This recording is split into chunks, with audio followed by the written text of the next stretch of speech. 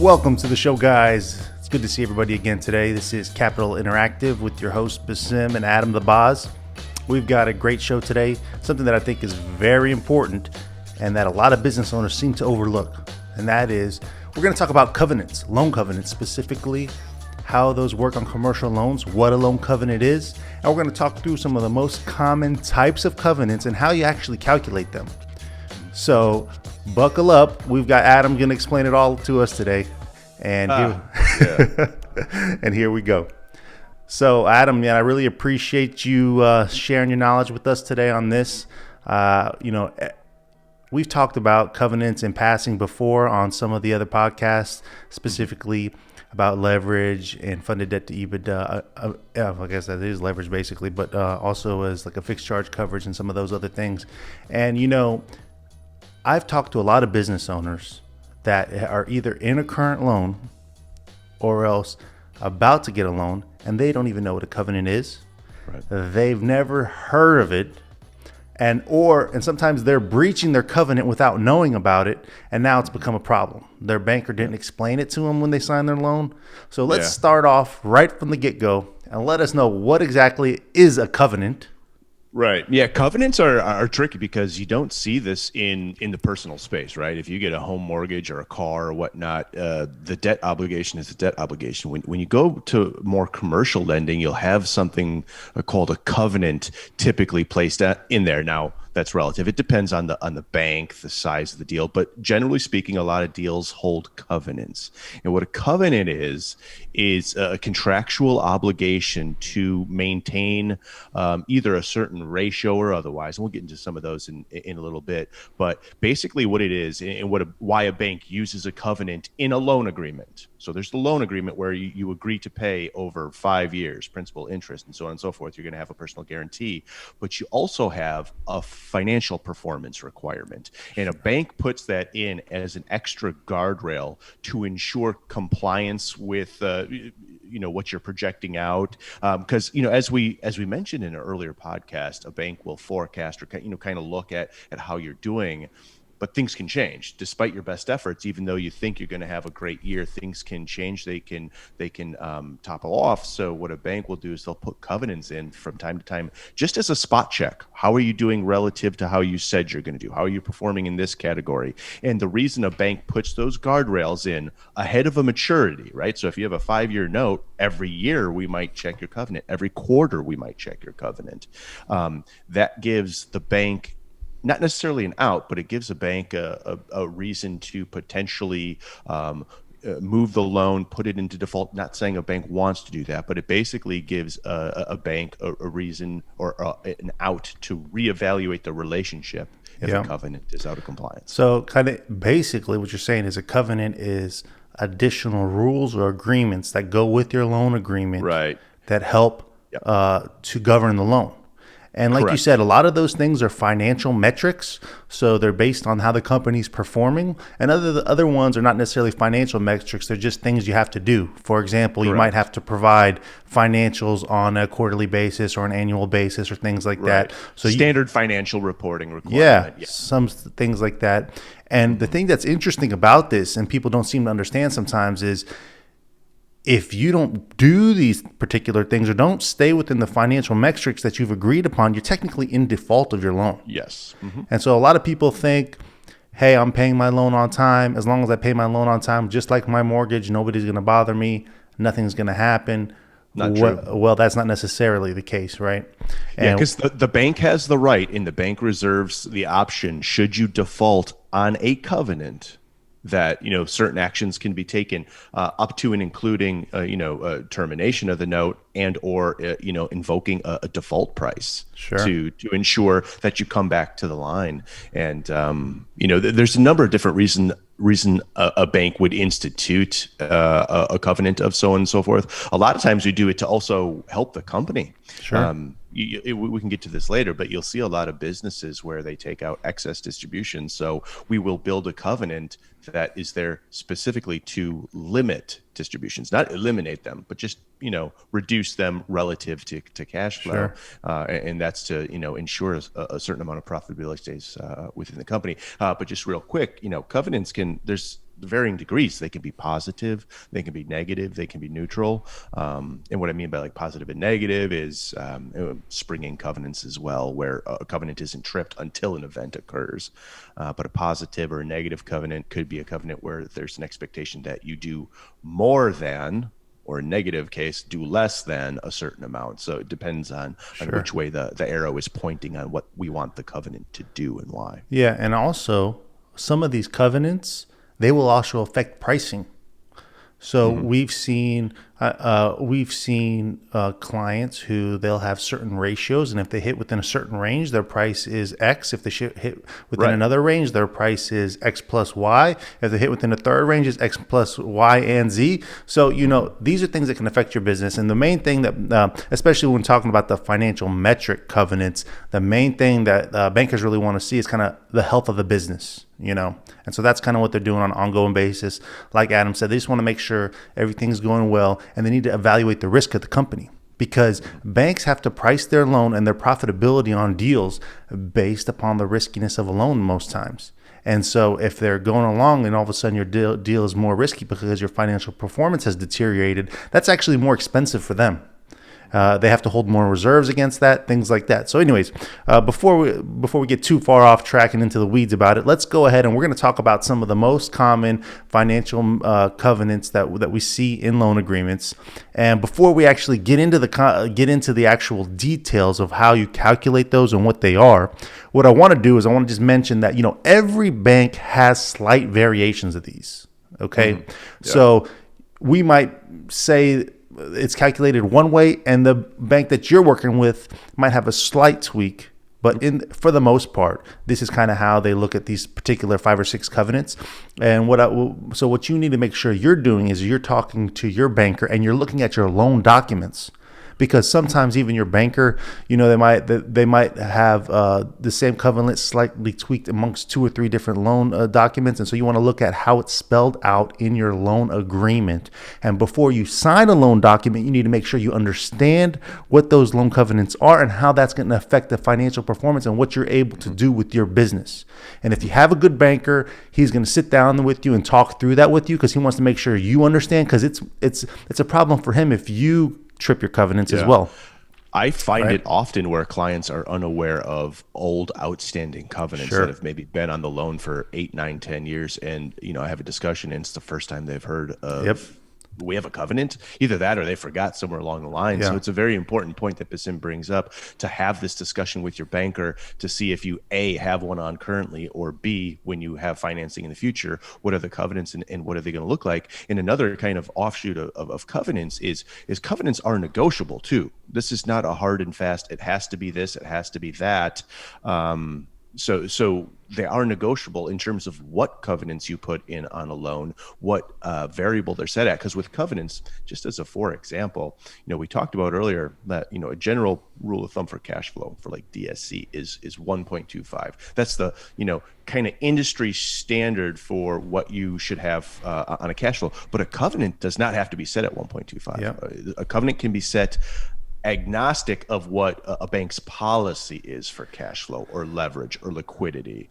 Sure. A bank might set a covenant actually a lot higher than the requirement based on your performance. And that's, again, they're meant to be triggering events. Yeah. 1.25 times cash flow might be the bank's requirement, but historically you're in like the 3 to 4 times cash flow range.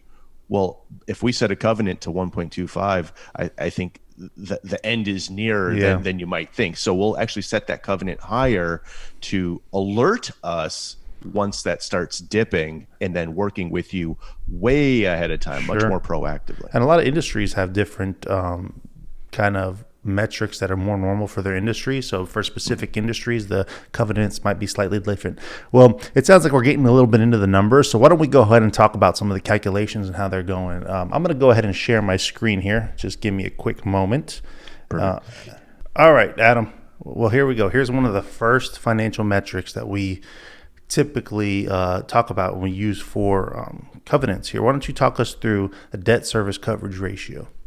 Yeah, a debt service coverage ratio, and this is very similar to what the bank looks at when they're analyzing the loan and so on and so forth. And it's a simple numerator denominator. The numerator, we have EBITDA, and the denominator will have total debt. So EBITDA, as we've mentioned before, it's your income, plus or minus any extraordinary items, be it one-time gains, one-time losses. We're going to add back tax, interest, depreciation, amortization. We're going to get the EBITDA figure. The difference here is that differently from other videos is we don't have any CapEx built in. This is just a straight bottom up EBITDA number, and then we're going to take that over the debt service, your current and long term portions of debt, capital lease, interest, potentially rent if it needs to be built in there, and very formulaically, here's the coverage ratio, and I want to note that it might even be higher than 1.25 as I mentioned earlier. Yeah. That's just typical industry standards, but like I said, from a covenant set, we might set that slightly higher depending on your historical performance. So this is basically your cash flow relative to your debt, and how much income are you producing for every dollar of debt. So exactly. So like we've talked about before, on a typical situation, the banks are going to look at this either on an annual basis or a quarterly basis. If they're looking at it on a quarterly basis, it's probably going to be on a trailing 12-month basis. So the last 12 months of the year, what was your EBITDA over your total debt service? And so what they're really trying to figure out is for every dollar that you have to pay to service debt, so the interest, principal, all the stuff that's due within the year or due within the prior year, they want to make sure that you've made at least 1.25 times, for example. And that's kind of the usual thing. I've worked with banks where it's been 1.15 times. I've worked on deals that it's 1.5 times or like other stuff like that. But basically, it's like they want you for all the amount of obligations that you have for this debt. They want to know that you've created X above that and can service those obligations. And this is really more of an income statement type of a financial metric, right, Adam? Yes, it's 100% income statement, but we do have ones that are balance sheet focused too. Yeah, and usually banks will want to have maybe one income statement focused one balance sheet focused one. It kind of depends on the size of the deal. It depends on some of those things. The bank, the nature of the company too. Yeah, some of those things. If you're very balance sheet light, like a service company, you probably are not going to have a balance sheet covenant on there. You don't retain a lot of earnings in those types of businesses. You don't have a lot of fixed assets typically. So it's not as impactful at times. So on this particular covenant here, this is a pretty important one. I don't want to get off of it too quickly because we know that this is one that is used a lot. So is there anything else that you would add about this particular covenant? Well, as we mentioned earlier, it's very important to have a strategic conversation with your banker or otherwise in terms of what impacts this, because just as we mentioned earlier, this ratio, which is critical, it's one of the most common, can be absolutely derailed by certain things such as distributions. And, you can see formulaically how this lays out, but one thing we will reduce out and not give credit back like we do in a cash flow scenario is we could potentially take out distributions. And as a business owner, and even though it's fully within your discretion and prerogative to take out distributions, if you take them out in excess to the point where your debt service coverage will no longer work or be applied, this is one of those covenant killers that could have been avoided if you just knew what guardrails to stay within. Because everything else here is very black and white. It's very binary. They are what they are. But one basically what I'm trying to say is control the variables that you can control with covenants like this, and knowing what guardrails you need to stay within to make this work, because it's not as simple as cash flow divided by total debt. There's caveats in there, and there's these controllable discretionary items such as distributions that I have seen kill this ratio time and time and time again. And then really you need to work with your bank on how to rectify that. You have to know where you stand and mathematically where you need to be on this covenant. Yeah. So I just, like Adam said, make sure you're talking through this and think about before you sign that document, if you're going to be able to kind of do this, if you're going to be able to stay within these types of things, with these and that should be the banker. Your banker should be working with you too, knowing what you can and cannot do as well. So it really is a partnership on both ends, you the client and us, the banker, working to set covenants appropriately, because the last thing you want to do is set somebody up to fail with a covenant they can never reach, they can never Yeah. comply with, And because that's just a waste of another thing everyone's I time. wanted to talk about really briefly before we go to the next slide is when bankers or underwriters are looking at your particular deal, they're going to kind of look at historically how you fit into some of these covenants. And if Mhm. you didn't really fit into these covenants, there's probably a higher likelihood that that deal might not get approved. So if you're looking at your particular deal, I mean, and you see that historically you wouldn't have fit through these covenants, then it might be difficult to get your loan approved. I mean, if there's going to be a significant change to your business where like you're going to have a whole bunch of new revenue because of this or whatnot, and you can prove that out, that might be a different thing. But you need to kind of see historically how you would have fit into this, Mhm. and when you're looking at whether or not you're going to be able to get financing. All right, that's a good point. Okay, let's go to the next slide. Minimum tangible net worth. Yeah, this is a good. So this is a good parlay. So we just talked about an income statement covenant, and this one is 100% a balance sheet, and balance sheet is every bit as important as income statement. And what net worth does is it boils down to a true tangible, and that's an important word, a true tangible value of a company's net worth position, where you take assets less liabilities, but you're going to strip out certain things such as intangible assets like your goodwills and stuff of that nature, receivable to a related party, which doesn't really have a worth value, and you Yeah. get a tangible net worth.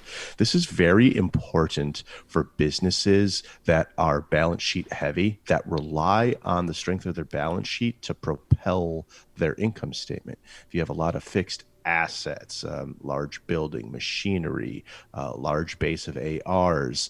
You retain your earnings by virtue of keeping some of the business earnings in the company every year as opposed to distributing everything out. That gives you a sense of the balance sheet strength. And depending on how you manage your balance sheet, again, it could be. I've seen deals that are cash flow positive. So we talk about the DSC covenant, like Yeah. we just talked about in the prior slide. Debt service coverage is fine; it's 2, but the balance sheet is, pardon my French, it's piss poor, and they Yeah. retain no liquidity in the company. They are over levered.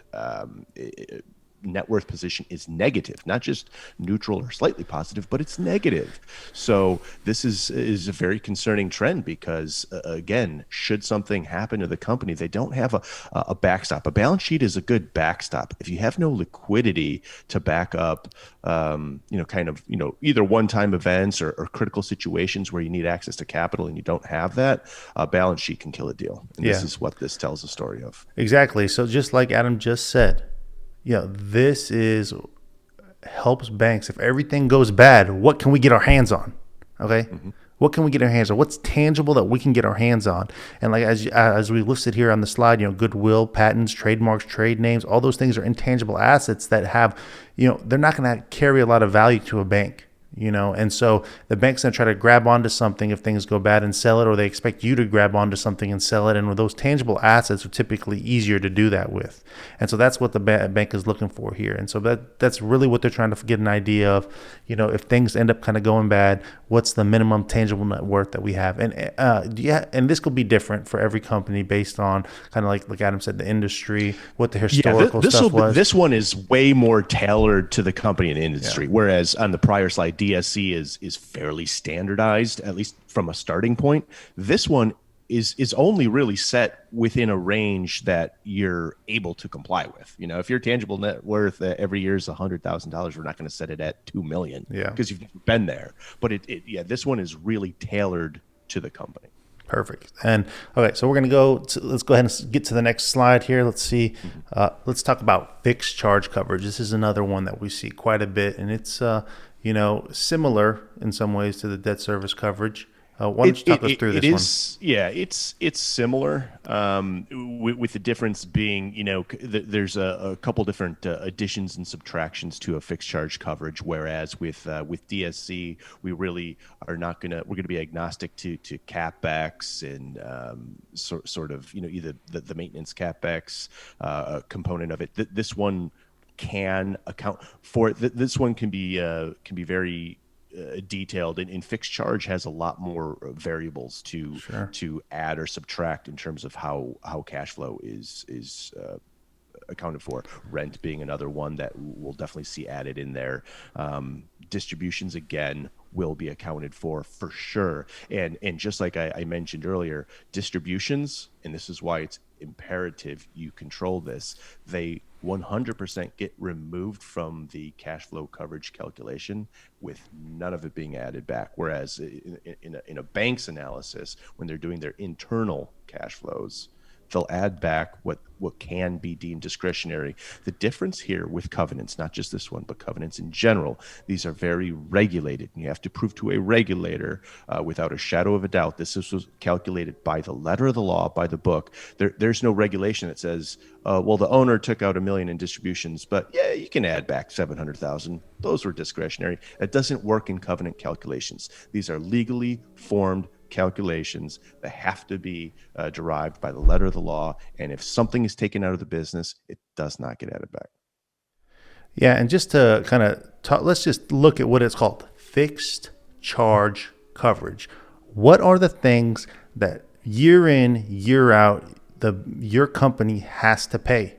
Okay, and if you're showing a history of taking out money in the form of distributions, the bank is going to look at that as something that's fixed. You have to do that every year. Mm-hmm. And that's why it's not going to be added back, And so that it's a great point that Adam talked about. I have clients that this limits the amount of distributions they can do, and it's not a fun thing for them.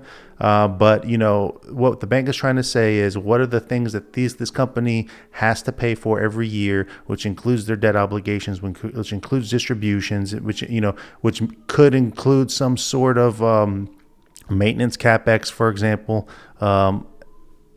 and then how much cash flow do they have to cover those things. Mm-hmm. It's basically what a fixed charge coverage is. And I think, a lot of times banks like this better than the debt service coverage. I mean, even though they're similar, because it just includes a little bit more. Yeah. It's a little bit more conservative. Okay. Let's go to the next slide here. Sure. All right. Funded debt to EBITDA. Funded debt to EBITDA. This is leverage. This is business debt leverage. And keep in mind, as Besim mentioned earlier, every bank does this differently. I've worked for a number of banks where they don't do this. They do something similar, but not this. So funded debt to EBITDA. What is funded debt to EBITDA? That is two parts to the equation: funded debt and EBITDA. Funded debt is all of your debt obligations, your vehicle payments, building payments, line of credit, interest that you pay on that, and so on and so forth. It's all of your debt obligations, your total funded debt, senior position lending debt over your cash flow, your EBITDA.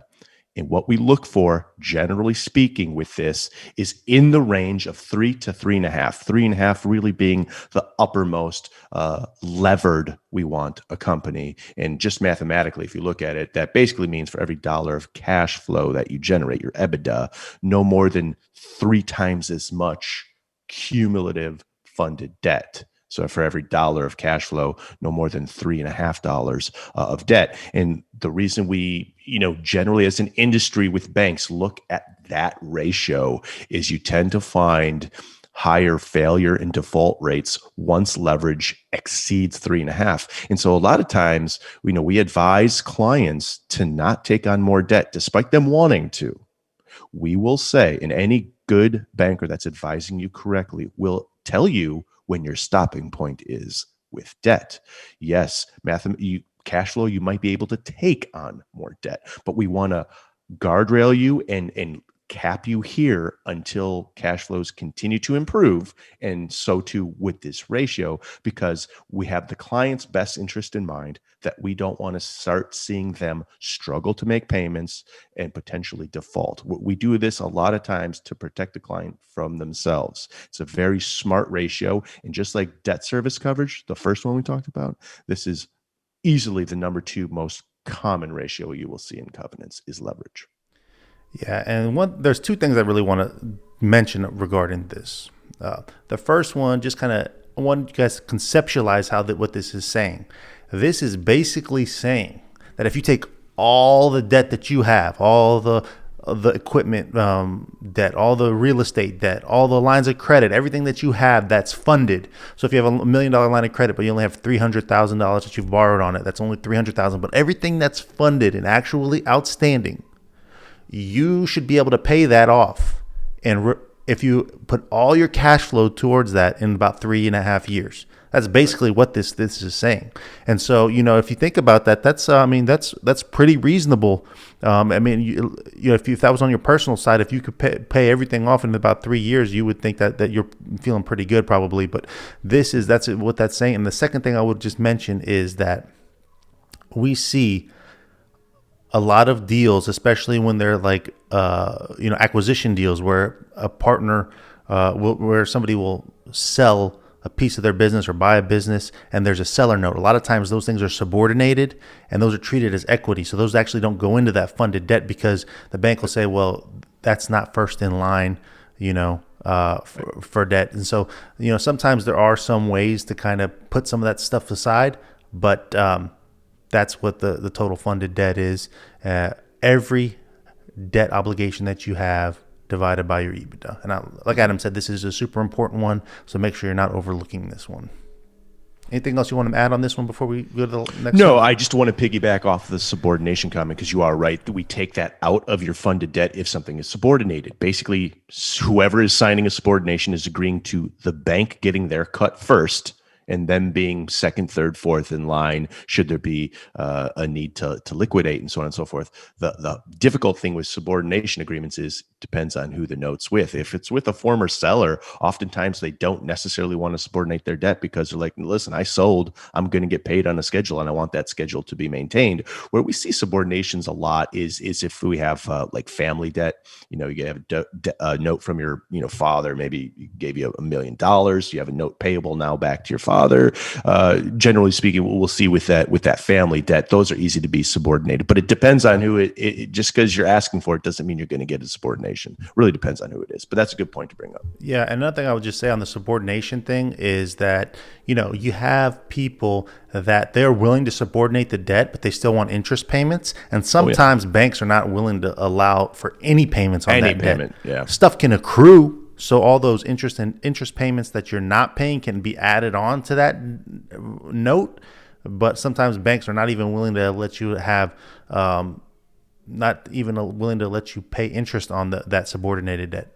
Now, sometimes if the company's strong, they'll let you pay the interest. Sometimes they'll let you pay interest and principal as long as everything else has been paid. But you just need to dig into the details is kind of what we wanted to make sure that you understand, because those are all things that go into your debt and how it needs to be. All subordinations are not created equal. Yeah, right? And banks will have you actually get a have your other lender sign a subordinated agreement. So even though it might say in there your original loan document with your counterparty that it would be subordinated to bank debt, the banks are going to want you to sign an additional document, one of their documents that says, hey, this is subordinated as well. Mm-hmm. And so if you have a bad relationship with the person that you bought the business from, or whoever, has that debt, that could be a challenge. So just so you kind of get that. Let's go to the next slide here. Liquidity. Yeah, liquidity. We see this a lot. We see this especially in deals where we have a strong borrower or business. This is a very good, what I always detail it as a good credit enhancement covenant or otherwise. And sometimes we do these off covenant where it's just an understood kind of handshake agreement. And that's liquidity. The client needs to hold liquid assets of a certain dollar amount, and typically will also, by the way, look at the business and personal cash flow. I was working on a deal recently where the business has several million on deposit at all times, and then personally the individual has a couple million. Well, if you're working like a borderline deal, or a deal that's good in some areas, bad in others, a lot of the times a bank will institute a liquidity covenant saying, hey, at any given time, maintain at least half of our loan balance. And the bank does this in case anything should go wrong. The bank wants to know that there's a liquidity fallback position should times get a little tougher. And this will make a bank feel, a heck of a lot better knowing there's a backing behind it should times get tough. So we'll see this often with businesses with a good amount of money on deposit that they don't necessarily need. It's sitting there. It's not for operating and they need it on a regular basis. And then the strength of the personal guarantor, we might take a composite of that to just enhance the deal further.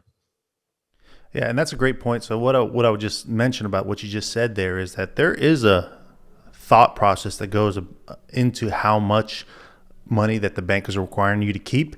And generally, it's really breaks down to one of two areas. One, it's either some kind of a multiple of the loan amount. So it's either like a half of the loan amount, one times the loan amount, 1.5 times, 2 times, whatever it is, or else it's going to be some sort of multiple of the debt service obligation. So, okay, well, if this guy has a minimum liquidity where he can service the debt for a year or 2 years or 3 years, that's kind of like the two main ways banks are really looking at what that's like kind of looking at under the optics of a cash burn. Like, okay, let's assume you don't generate any income and you need to factor in all your expenses and all your debt obligations for a period of time. How much just raw liquid cash do you have sitting there to cash burn for how long until stuff maintains? That's a good point. And what's interesting is a lot of times we'll have clients and they'll say, okay, well, I'm willing to do that, but if I have to keep this liquidity, why don't I just use my own funding? And there are actually reasons where people would like to have a line of credit rather than just their own money. And let me just give you a couple of examples of that, because I think sometimes people don't understand some of the reasons people might have a loan. And one of that is, for example, I have had a client that had a line of credit. They're super wealthy. It was not an issue for them to fund everything themselves. But the reason they maintain a line of credit is because they did certain contracts, and those contracts specifically asked, do you have a line of credit at a bank, and how much is it? And you need to have X amount at a bank in order for us to grant you any types of deals. So sometimes it's an obligation for their way that they do business. Yeah, an obligation, 100%, or just fact of the matter is there's an opportunity cost to everything, right? Like you might be able to stroke a check for X, Y, and Z, but now you don't have that capital to deploy for other things, right? And so it's really good way to inject capital for future growth and expansion. So that's the other side of the coin too. Yeah, and so sometimes one thing we'll see is that people have their liquidity tied up in investments, and they don't want to get out of those investments because they think they're good investments. So they would rather, so they might have it in this is liquid assets. It doesn't necessarily have to be hard cash. Right. But so marketable securities. Yeah, it could be some kind of marketable securities that the bank will then margin a little bit or something like that. But they don't want to liquidate those assets. And so that's why they might have a line of credit instead of using their own liquidity. Okay, let's go to the last of our 6 slides here. I mean, keep in mind there's additional ones, but these are the last of the 6 that we've talked about. And this is the asset coverage ratio. Right. Yeah. Very standard covenant to have, especially in almost exclusively, but not really, but when you have a line of credit. And that is basically how are the assets after margin, how are they in relation to a line of credit? Typically you want over a 1-to-1 coverage. And so let's walk through what an asset coverage ratio is. You take your accounts receivable, and we're going to margin those at 80% typically. And that's 80% of eligible accounts receivable, right? So typically banks won't take anything aged over 90 days. That's a starting point. Anything over 90, we're not going to take. Thought process on that is, if it's aged past 90, the likelihood of collecting it probably, goes down day by day. And that we won't take any foreign receivables, because those you would need to carry some large degree of AR insurance just to have those qualified. So we'll generally count those as ineligible. So we start with an eligible base of accounts receivable, and we'll take an 80% margin on that. And again, the reason is if the bank has to step in and collect on these receivables, it's not going to be a dollar for dollar recoup of that cost. There's going to be holding costs. There's going to be some amount of time invested into it. So we'll take that at 80%. Inventory, generally about 50%. A bank is in the business of banking, not selling your widgets. So if we have to, we'll probably source that out. That has a cost. So inventory and equipment generally margined at 50%. So we'll take all that AR, inventory, equipment, and we'll put that over the line of credit. So you have $1 million line of credit, and all of your assets after margining is $1.5 million. you pass. That covers the line of credit, meaning if the bank needed to liquidate to become whole on the line and pay ourselves back, you're fully funded $1 million line, you go to business, the bank needs to take over the AR's inventory and equipment, the bank could recoup that entire line of credit. And so that's just basically an asset coverage ratio and what it means, and the assets that secure a line of credit and where you are in relation to the line. And typically a bank will want more than one. A one-to-one it's workable, but you want a little bit extra breathing room on there as it comes to asset coverage. So a line of credit, oftentimes the size of it will be in relation to the assets that secure it, not necessarily the cash flow of the company. The cash flow might be able to handle a really large line of credit, but a bank will have to scale that down based on your AR inventory and equipment position. Yeah, and that's a good point. And there are multiple ways that the bank can scale it down, and that could be either by changing the advance rate. So that's why you might be able to get away with the one-to-one, because they might change the advance rate on you, things like that. But this is really talking about collateral, and we have a whole another podcast that we're going to be doing just about borrowing bases and kind of this asset coverage ratio and how that works with your line of credit. We'll get into the nitty-gritty details, but at a high level, here's kind of the calculation, and this is something that you should get an idea of when you're looking at borrowing for a line of credit. If you have those margined accounts receivable, unmargined inventory, what will that give you from an availability on the line? And like Adam said, inventory is usually about marked at 50%, but usually banks, they don't even want to get that. They don't want that to exceed the amount of AR either. Correct. And it depends on right too, like a grocery store, we're not taking any of that. Yeah. It's all perishable. Yeah, exactly. And like we said, we're going to get into that in another podcast in detail. But these are really some of the main covenants that banks will look at. Yep. And so there's a lot more than this. There's definitely a lot more. There's a lot more, but this will give you a good kind of starting point to look at your deal and kind of make sure you're understanding, and ask your bankers about it whenever you're signing a new deal. Talk to them. Hey, can you explain this to me? How do you think this is going to affect my business? And if you have concerns, you need to bring those up, because bankers can change it ahead of time. After the fact, it's going to be much more difficult, and you don't want to get a loan covenant violations. You don't want to have a waiver. You don't want to work on those things. You would rather address this before anything happens. Adam, I think that gives people a pretty good idea of how covenants work, what they are, and some of the basic ones that they work with. So, like we've already said a whole bunch of times, these are different for every deal. Main thing is you're just talking to your bank and understanding what you're getting into, right? Yeah, and they're very customizable. It should be something that you and your bank are agreeable with, and they're negotiable. But any banker that's willing to put a covenant on a deal should be able to walk you through these finer points. I mean, we just went over 6 in relative detail, and there's more to even divulge on that. So get with your banker and understand why the covenant's in there and how to comply with it. It's an important part of your loan agreement. Yeah, and what I've also seen is sometimes, if you're under certain dollar amounts, some of those covenants go away. So if you're willing to take less money, maybe you can have less reporting requirements. Maybe you can have less covenants. This is all kind of flexible, depending on the bank and whatnot. So make sure you're having those discussions and say, hey, if I took a little bit less money and we can get away with X million instead of Y million, would I still need to have all these reporting requirements? Anyway, Adam, I appreciate you sharing all your thoughts and your knowledge with us here. Why don't you? Likewise, brother.